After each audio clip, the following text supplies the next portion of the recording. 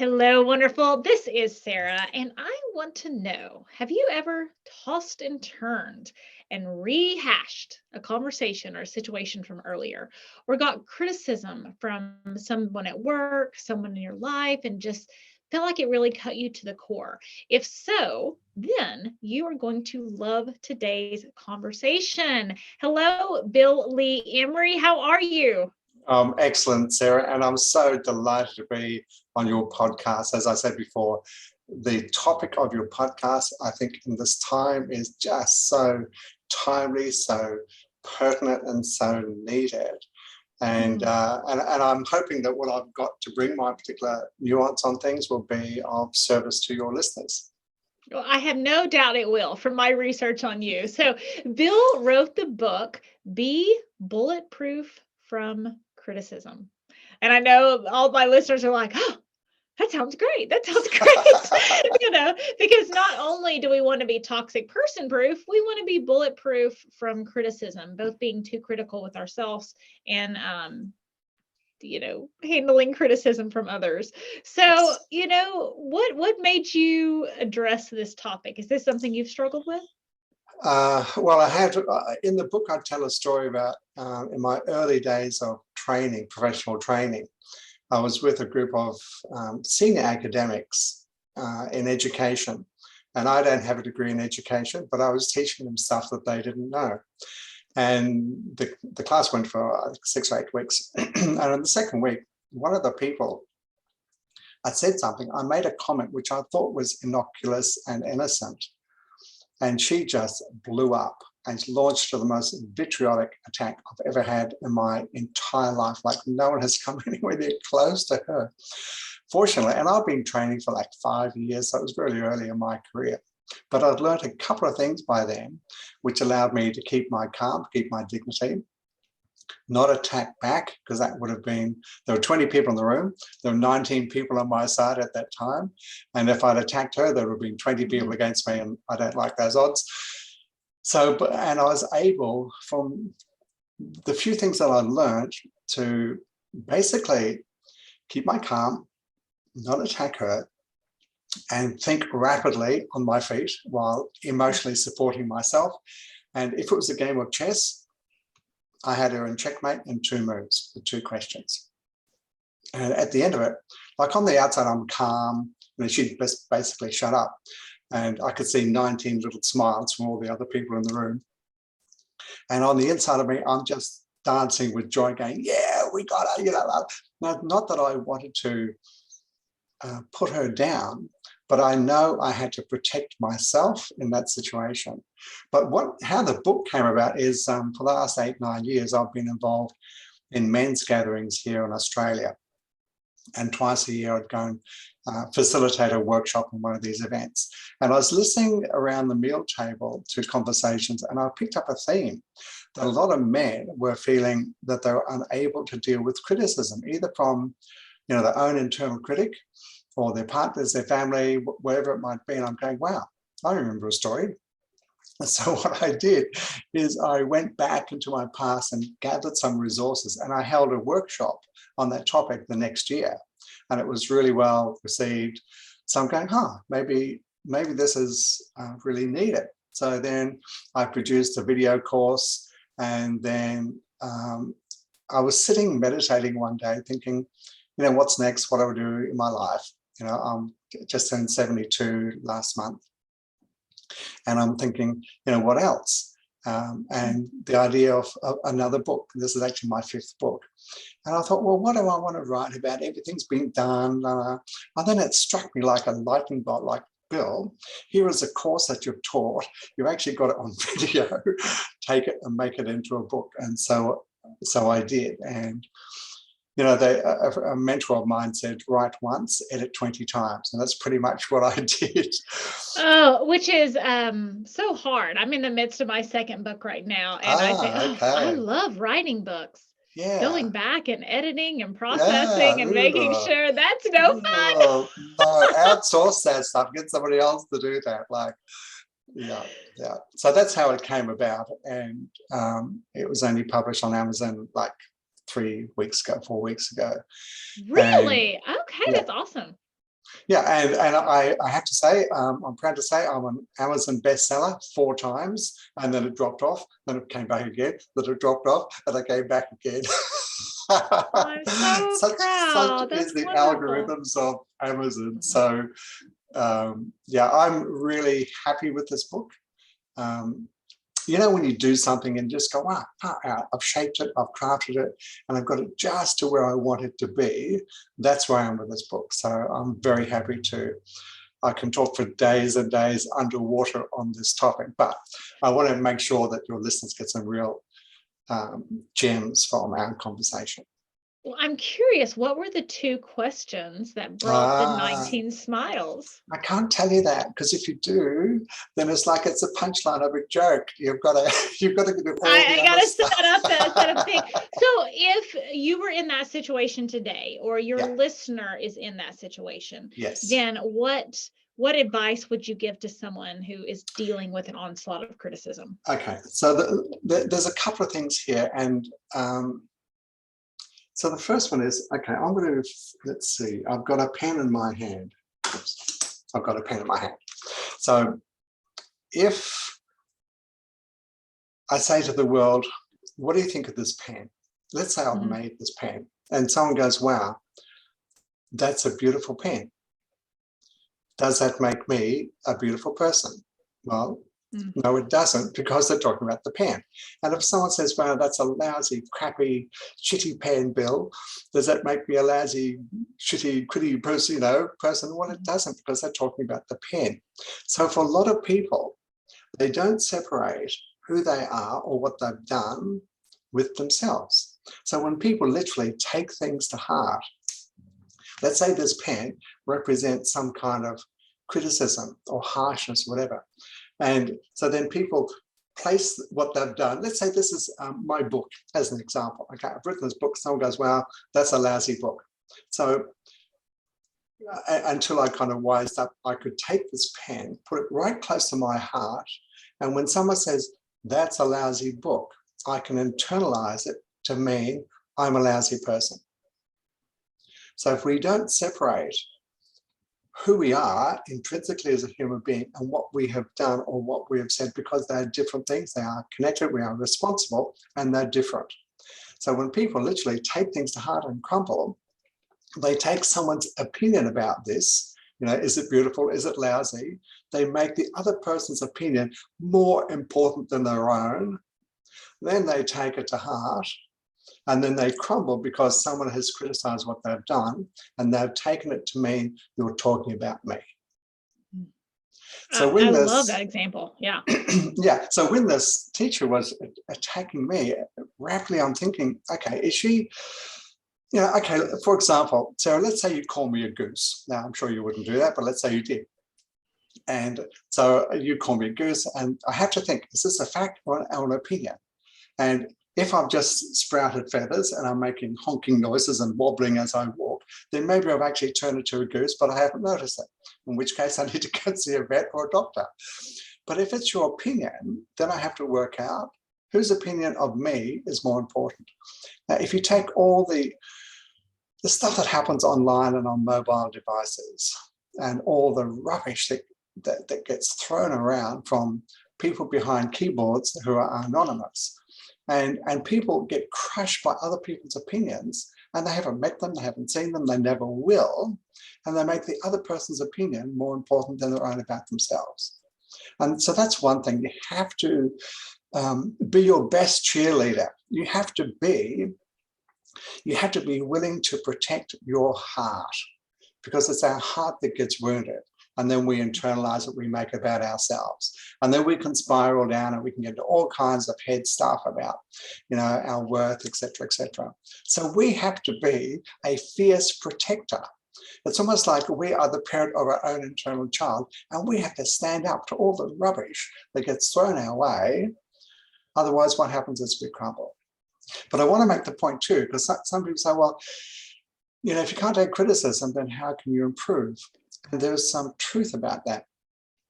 So in a professional circumstance, for example, if you're my manager And I'm so precious, I'm so fragile, I take everything to heart, I crumble at the first thought of criticism, then how can you as my manager say, Bill, you're doing this really well, but this needs to be improved? You can't go there because I'll crumble, which means I can never improve the things that I need to improve. So we need to be able to take feedback, work out which bits are relevant and which bits are someone's opinion and maybe rubbish. But we have to, I've done a lot of corporate training and I've had people challenge me, and that's fine. I have no issue with that. And at the end of each one, I'll ask myself, let me just jump forward a little bit. Here's a couple of things that people can do right away. Let's say I do something. I'm doing a corporate training, for example. And at the end of the day, I will ask myself two questions, and these are two questions you can write down. The first question I'll ask myself is, what do I like about what I've just done? Ooh, like that, yeah. I got up and I stood up and I opened my mouth and stuff came out. Yay, good. And I'll make a list of maybe half a dozen or 10 things that I like about what I've done. The second question is this. If I was to do that presentation again, or whatever it might be, what would I do differently or change or add? Now, I learned this a long, long time ago. And when my daughter was really young, she'd bring a painting to me and she'd say, Daddy, what do you think of my painting? Now, there's a couple of things going on. One is she wants some actual feedback about what she's doing. But the other thing she's asking, which is underneath that, is how am I doing? Am I okay as a human being? And the painting is a representation for her of how she's doing. So I'd ask her two questions. Say, so darling, what do you like about what you've just done? She's like 5 or 6. And say, well, I like the red and the colors and la, la, la. And then I'd say, so if you do it again, what would you change or do differently? So, well, I'd add more of this or that, or to change this. And so I'd ask her first. Notice that I ask her first, her opinion about what she's done. Then I would say to her, and do you want my opinion? Notice I've framed it as permission to ask. Yes. Exactly. Mm-hmm. Not as a fact. I've said, do you want my opinion? Now, as a five-year-old, 6-year-old, often she'd say yes. But as she got to be a teenager, and she'd say, Dad, she'd written something. And she'd say, Dad, what do you think of this? And I'd say, same two questions. What do you like about what you've done? What could you do differently? And would you like my opinion? And sometimes she'd say no. And I thought it was great because now she has got enough internal benchmarks inside of herself to be able to establish the quality of what she's doing. So now when I write something, I send it to her. I say, have a look at this, tell me what you think. And she said, Dad, so what do you like about what you've done? And what should you do differently? And I go, la, la, la, la, la. No, well, we're talking about the editing process, right? And so right now I have a group. So what I do is I have a group of kind of ideal readers go through my book and do some of the first round editing. And before it goes to the editor, who's may not be my ideal reader, but would help grammatically and that type of thing. So, and it was interesting in the book writing process, no one prepared me for that phase because I had 20 people going through the book. So I had 20 people's opinions telling me what was wrong with my work. Now I asked for that. Like it was wonderful. I'm so grateful for them. It was absolutely the right decision. But there's it's emotionally wearing to have 20 people say, I think you should do something differently. Right? Yeah. But if I didn't go through that process, well, they hated how I started the book, my original book, Becoming Toxic Person Proof. They hated it. Now, what's funny is then this new book, I had some people look at it and they hated how I started this book. It's like, man, everybody loves what's like all in, but apparently I can't write the first 2 chapters of a book. Like something's up, it's a theme, but we need, it's a both and conversation, right? We need that feedback from others and we need to be solid enough in our own heart and who we are. Yes. And that is that point there alone. If everybody, your listeners don't hear anything else but what you've just said, we have to, when we're young, like when my daughter's young, 5 or 6, she hasn't yet developed her own strong sense of self. It is developing. And as our teenage years, this is like horrendous hormone stuff going on, Yeah. peers and stuff. So we're still working out who am I? And as we mature, we get a sense of who we are, what's really deeply important to us, and a sense of ourselves as a human being in this world. And it gets shaped over time. So if we are not able to, let me frame it another way, when we're able to actually recognize those things inside of us, which are of high value for ourselves and for other people, then we can stand solid in that. Because when people are fragile, when it's like if I'm standing on one leg, it's really easy to push me over. But if I'm standing on two legs and they are solid, grounded on the earth, then it's very hard to push someone over. So we have to, as we develop as human beings, become really solid in our own sense of ourselves and our own intrinsic worth, separate from what we do in the world. Mm-hmm. And And a lot of this... I used to think about the term selfish. So when someone told me I was selfish, that would really get me like worked up, like, oh, am I selfish? Am I not? That used to be really worked up. And now I use the example, if someone says I'm a Mexican hot dog salesman, right? That is so far. I am not from Mexico. I do not like hot dogs, and I do not sell hot dogs, right? There is no piece of my head that hooks onto that says, well, maybe they're right about me. Yeah. Because I take feedback all the time. I have coaches, I want feedback all the time. But if it's something that is so out of my core identity of who I know who I am, then I don't hook into that, right? Yeah.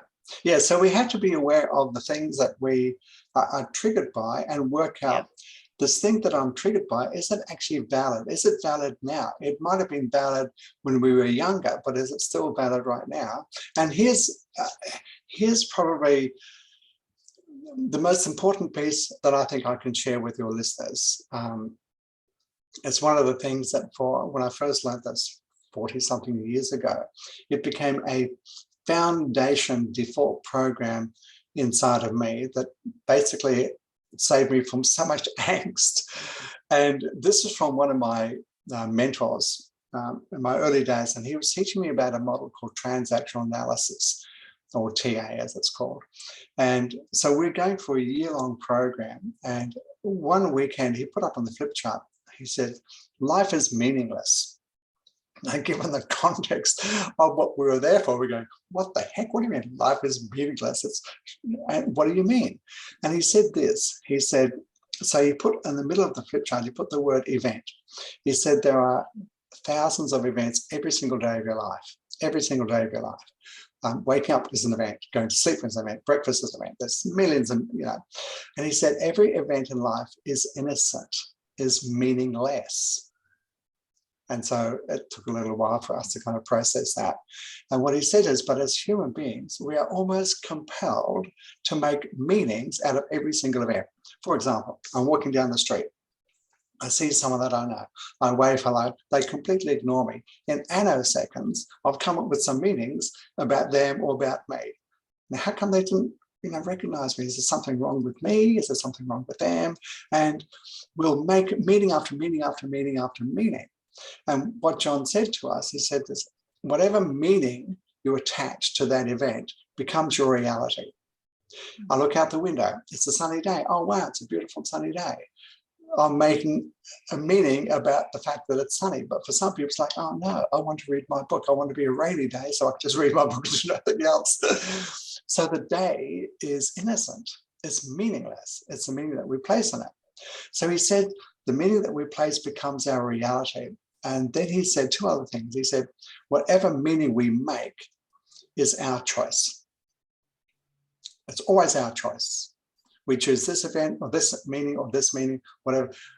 And this is the kicker. He said, it doesn't matter what the meaning is, whether it's true or not true, false or whatever, because that can always be debated. What he said is, and this was the most important thing, he said, check if the meaning that you're making is useful or not.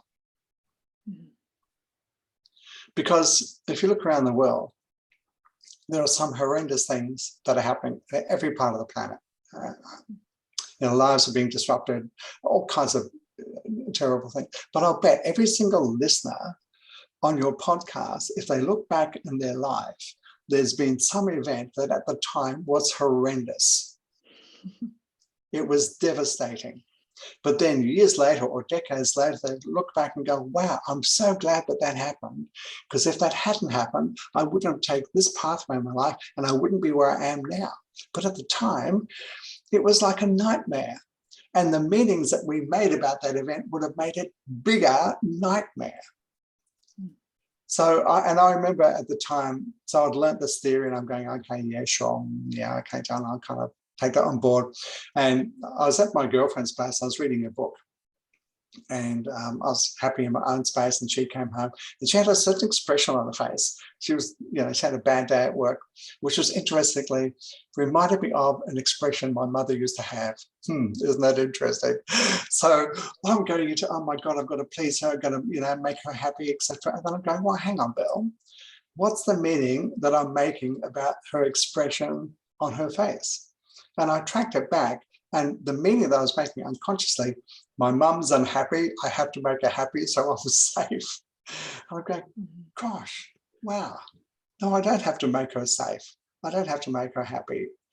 And so I was able to take that and go, what is the meaning? So there's like a meaning on the surface and there's one underneath and one underneath. And so if I'm ever unhappy or angsting or angry, whatever it might be, when I get over myself, I'll ask myself, what is the meaning I'm making about what has just happened? And is that meaning the most useful meaning I can make out of what's happened? And if it isn't, I need to drop that meaning and find something more useful. Because my life, your life, everyone that's listening to this life, it is always an inside job. How we are on the inside will make the world on the outside. So if for example, I have a viewpoint that there are a whole bunch of nasty people out there, all I'll find is the nastiness of people, and they will just go, oh, here's a victim. But if I go, there is good in people, then I can find them. So whatever I focus on, that's what I'm going to engender and get from other people. So part of all of this is coming back to, what do we value about ourselves as human beings? How can we protect that preciousness of ourselves as a human being? Because we have to be that fierce protector, especially if there's people out there that want to convince you of something different. And so this is all about us as human beings maturing I want to emotionally. say, if I may pop in right here, because with my listeners, the important thing is some people think it's fun to tear people down. And we make it as meaning-making machines. We make it so personal. Like, well, they said something about me because, I must have done something to set them off. Yeah. Or they could just have had a bad day. Or Indeed. they could, there are people who hurt people for sport. Or they could, have just found out their mom had cancer. We don't know, right? There's so many things that could make meaning from that. But I wanted to jump into what you say, because I know my listeners, as well as myself in the past, have really made it, we kind of become egocentric, right? Yes. Well, I'm so powerful that I did something to change their personality. And it's like, really, we're not that powerful. That's just kind of their personality. Yeah. And we can never know what another person, we can never be in somebody else's shoes because they're in their own shoes anyway. And so if we have to be aware that people are going through all kinds of stuff. And sometimes people do mean, nasty things. One, because that's where they come from, because that's been their upbringing, their conditioning, the culture of that group, whatever it might be. There are millions and millions of reasons why people are nasty. Oh, one of the other things I discovered too, this is one of the things that my mentor said to me, he said, people will only attack if they've got something to defend. Ooh, I like that. And if you've got nothing to defend, there's no reason to attack. So with this teacher, coming back to the original story, was attacking me, I'm thinking, what is she protecting? What's she got to protect? And I realized from the model that I was talking about, which in part is about the critical part of us and the nurturing part, and she was the most critical person in the room. So I just exposed to her peers the language and the behavior that she was putting out into the world. So everyone's going, well, there's a critical parent in the room, it's her. So I just exposed her. So she was protecting. She was being a 5 or 6 year old, being caught out in the play pit doing something nasty and wanting to attack me to get me to back off. So people only attack if they've got something to defend. So if you can find out what they're defending and help them resolve that, then they will have less need to attack you. Well, and that's a really important point within the, the influencer space, the public, coaches and writers and all that kind of stuff. People tend to look up and attack people who are more successful than them because that's a threat. No one's looking down and, finding and attacking those people, and which is an important thing to note sometimes in the concept of criticism, because maybe they're critiquing you because they're threatened by you, or they are jealous, or they want to be where you are. And it's easier, I'm writing my second book and there's all kinds of people who are like, I want to write a book. Well, it's easier to say, well, she has more time than me, or she has this, or she has all more kinds of issues, all that stuff. Right. Yeah. And it's like, well, I have 24 hours in a day too. Like, I'm in the middle of child rearing too. Yeah, I'm married too. I'm all all these different things. And I think that can be important to note. Not that we always want to say every time we get criticized, they're jealous of us, because that's a little extreme. However, there can be that piece of the conversation as well. Yeah. And there's another thing I'd like to mention, and that is, and this is one of my default software programs inside of me, is make everything useful. So if something doesn't work, make it useful. If someone attacks me, find a way of being stronger inside of myself. Pretty much most of my clients, I suggest, if I don't teach them or coach them myself, is go do a course on assertive behavior. And there's heaps of books and programs out there. Learn about being assertive so that you can have strong boundaries. So part of this conversation about toxic people, if you don't have strong internal boundaries, you'll get flattened. People just walk all over you. One of the things that my friends know, if they want to offer me something and I want it, I will say yes. So they don't offer me the last biscuit unless they want me to have it, because I will say yes. So I will say yes to the things that I want to say yes, and I would say no to the things that I don't want. If someone asks me to do something and I don't want to, I'll tell them. I won't say yes because, out of duty or the rest of that stuff, because if I do, I'm really disowning my wants, and I'm also giving them half-hearted service. So when I offer something to someone, I'll do it full-heartedly. So, and I'd much rather my friends and people around me are clear like that, because it means there's good boundaries. People know what they want, know what they need. They know what they want to give. And when they give fully, rather than I'm giving out of a sense of duty or I should or whatever. And I have to say, this is a generalization. So I hope none of your listeners take offense about this, but mothers in particular can be very good at saying yes to everybody and not to themselves. It's like they give, and wonder why they're so empty on the inside, because they haven't learned to take. They haven't learned to receive. And part of this is, the boundaries allow goodness to come in, but also goodness to come out, but being clear about what you truly want. I hope that it kind of explains that part. No, I agree completely. And I want to point out two things about what you just said. But one, the idea that if you were saying yes to everything everyone wanted you to say yes to, you wouldn't be a best-selling author, right? Like, you wouldn't be completing those books. You wouldn't be doing your purpose. You would be maybe piddling instead of purposeful. May I say it that way? Yeah, absolutely. I like that type of thing. Yeah. And agree completely. You may take that one. It was just for you. I've never said it before. So piddling instead of purposeful. And that's a really big conversation I have around mothers in particular. And a book I read recently, All Joy, No Fun, about parenting, was talking about when our kids are young and just think we're the greatest thing ever, we don't have to have a lot of identity outside of our kids because they feed that. But some of the controversy in the teenage years, they were talking about, it's not only, a healthy breaking away, which is supposed to happen. That's why we talk Absolutely, it about is. failure to launch. It's supposed Yes, to yes, happen. yes, yes. But if it becomes the hormones on top of the mother identity crisis because her kid doesn't need her all as, or I don't want to say Yeah. worship because that sounds bad, but my husband loves when our 2-year-old neighbor comes over because he just like worships him. He's just and I was just like, man, that's so fun to have a 2-year-old. This is why people have kids, because Yeah, they yeah, come yeah. and like worship. And my 9 and 11-year-old aren't so worshipful, but